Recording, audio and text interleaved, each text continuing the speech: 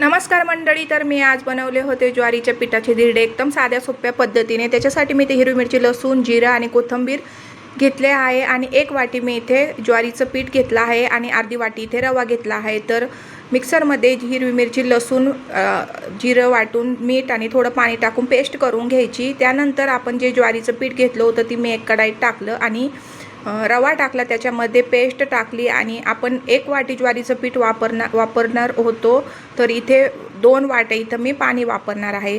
तर तुम्ही बघू शकता, करा तुम्ही पण हे धिरडे खूप छान लागते, एकदम टेस्टी लागतात, तुम्ही पण नक्की करा। तर 2 वाटी मी इथे पाणी वापरलं आहे आणि तुम्ही बघू शकता।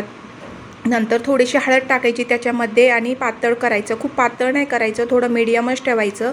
धिरड्याचं पीठ हे थोडं मीडियमच असतं, तुम्ही बघू शकता। मी थोडं पाणी, मला घट्ट वाटत होतं, मी थोडंसं पाणी टाकलं, कांदा टाकला बारीक चिरून, कोथिंबीर टाकली, तुम्ही तुमच्या आवडीनुसार भाज्या टाकू शकतात, गाजर, शिमला मिरची। तर चला मग मी इथं तवा तापवण्यासाठी ठेवला होता, आपला तवा इथं तापला आहे, चला धिरडी करूया मग।